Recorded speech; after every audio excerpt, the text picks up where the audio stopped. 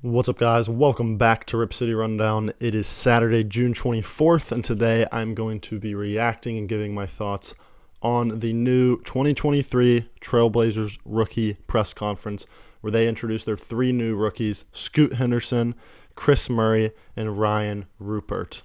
Now, I do want to say Rayan Rupert. I'm going to pronounce it Rupert right now. I haven't gotten the full pronunciation. I'm probably pronouncing it wrong, but that's where we will go for this video. So if you are a subscriber to this channel and have watched us the last couple weeks, you know we were against using this third overall pick and the 23rd overall pick. Here at Rip City Rundown, we thought we should trade the pick, try to build around Damian Lillard, and go win a championship in the next couple years.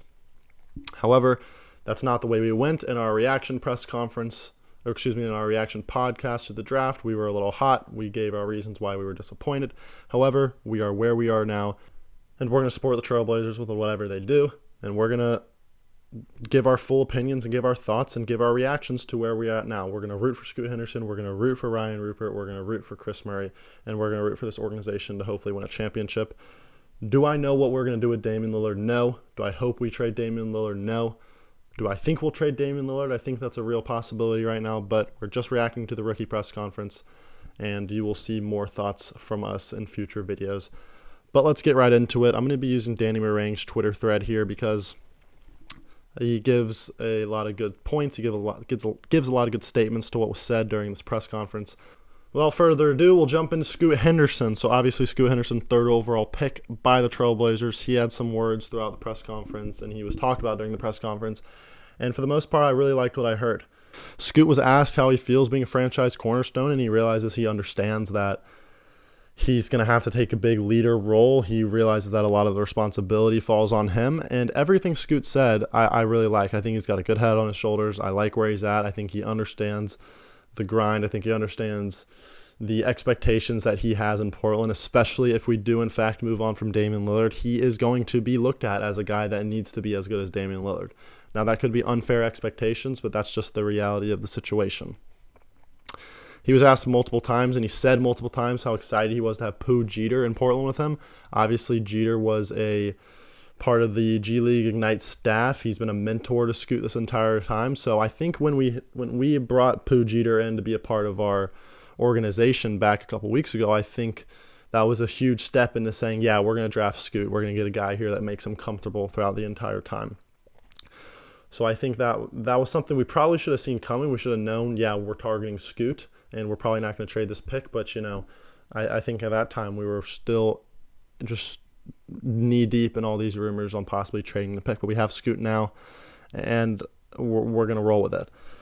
Coach Billups was asked how he sees the expectations being for Scoot in his rookie year, and he says they're a lot higher than he had for Shaedon Sharpe last year, and he mainly said because of the experience factor.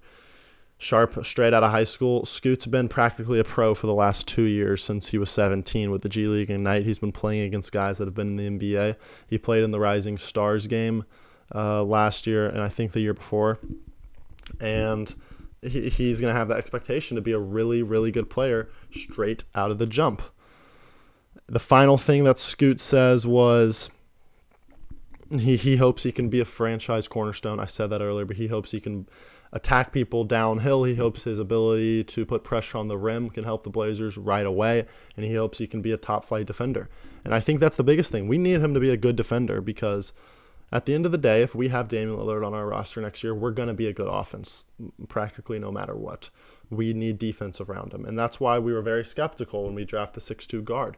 Because Joe Cronin said at the end of his press conference at the end of the year, he said we need to get older and we need to get size. And then at the press conference post-draft, he said, we're not worried about fit, and we felt like we could go young. So he's contradicting himself a lot, and this could all not matter if Scoot turns out to be a great defender and a great player. But it's just really unfortunate because I don't know which way this franchise is going. You say you want to build around Damian Lillard, you draft the point guard. Obviously, there's so much more we don't know, but that's just my initial reaction to the surface. Moving on to Kris Murray, his one thing he said that he appreciates his ability to lean on his brother Keegan, Sacramento power forward, and he said that's going to be a huge help for him not only on the court but off the court as well. And he says he can bring low mistakes, high IQ, versatility, and that's some of the reason that he'll be on the floor. Obviously, Joe Cronin said that Kris was too good to pass up at the 23rd pick.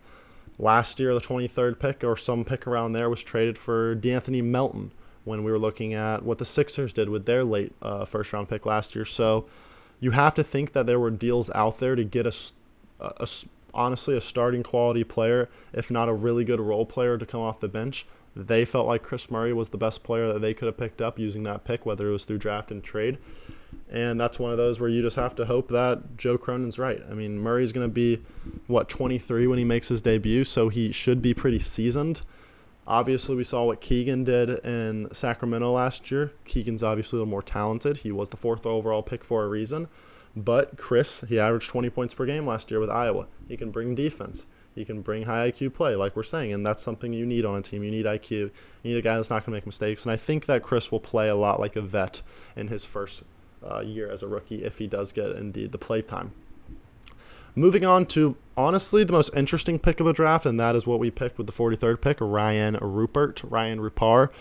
Rupert, again, not sure the exact pronunciation, but he said he played in the same academy as Tony Parker and Evan Fournier. And I've seen a lot of comps to Nick Batum, and I think those are real comps. I mean, similar size, similar frame, similar position. Rupert said that Nick Batum's like a big brother to him. He was an MVP at one of his camps, so the relationship goes back a long way. I think he'll find himself being comfortable in Portland, especially with Batum by his side. And he said the way he hopes to get on the floor is through his energy and defense. And again, I like that. I want energy and I want defense on this team. However, I want that to be a thing that can currently help the team. I'm not sure if Rupert is a guy that can come in and help next year. I think he's more of a project. I think he's very intriguing, and I like what I see from him, but he is just super, super raw, so I'm not sure where we will go with that. The final thing Cronin said in this press conference is he has not talked to Dame since Tuesday. He's talked to his agent a couple times, and then you'll have a long conversation with Dame when he returns, and that is just super, super just nerve-wracking and honestly frustrating because I love Scoot. I love Kris Murray. I love Rupert. I like what we did in the draft. In a vacuum, we had an A-plus draft if we are looking at just rookies we brought in.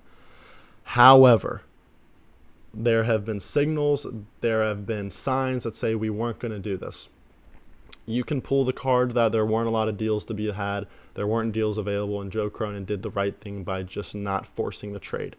However, so many trades have gone down in the league the past couple weeks, the past couple years, where we thought there wasn't a lot of value.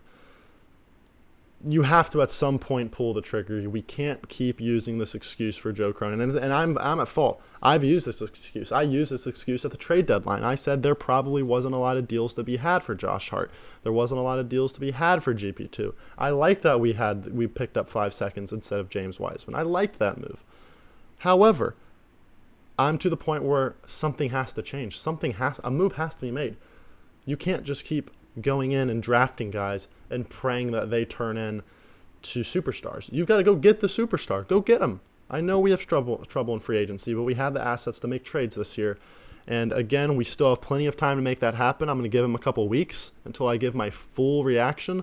But my current reaction is just a little disappointment because I was expecting us to build around Dame, and all signs right now point to us not doing that. I don't want to see Dame on a different uniform this year. In a vacuum, like I said, this was a great press conference. This is a great rookie class. And if we do, in fact, trade Damian Lillard, we've got a great start to a rebuild. However, I don't want to rebuild. We've been doing this rebuild/retool the last 2 years. I want to go win a championship because you've got a top 75 player of all time. You've got the best player in Trailblazers history. And you can't bank on Scoot Henderson to be Damian Lillard because you've had Damian Lillard and you haven't been able to win a championship. What's making you say you're going to win a championship with Scoot Henderson? Unless he turns into the best player in the league, which I guess is what people are hoping and expecting. But we just had a generational prospect in Zion Williamson who didn't have injury issues coming out of high school and coming out of college other than blasting through a shoe against UNC that one night. And he was supposed to be some generational prospect, and just 3 years later, we're afraid to trade for him.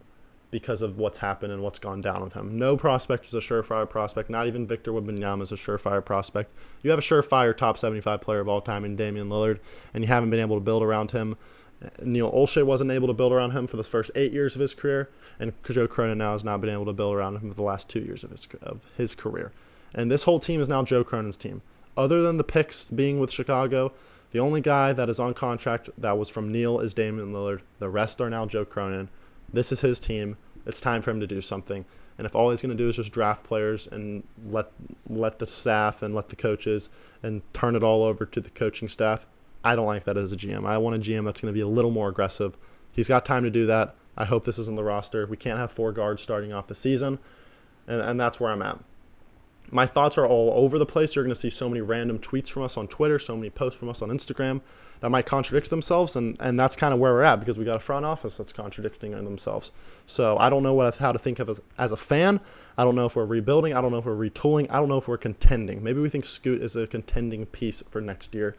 But as of now, this team is not going to be a playoff team next year. Honestly, even if we have Damian Lillard, because we have no small forward on the roster right now. Currently have no power forward on the roster with Jeremy Grant not re-signing. And our center's play is lacking. All we have is guards, and as we've said for the past 10 years, guards don't help you win championships. Let me rephrase that. Guards help you win championships, but you can't win championships with only guards. So that's all I got. I hope you enjoyed this video. I really liked what I saw from the press conference. Again, good press conference, questionable decision-making, questionable messaging from the front office, but we've got plenty more time in the offseason, so see you guys in the next video. Peace.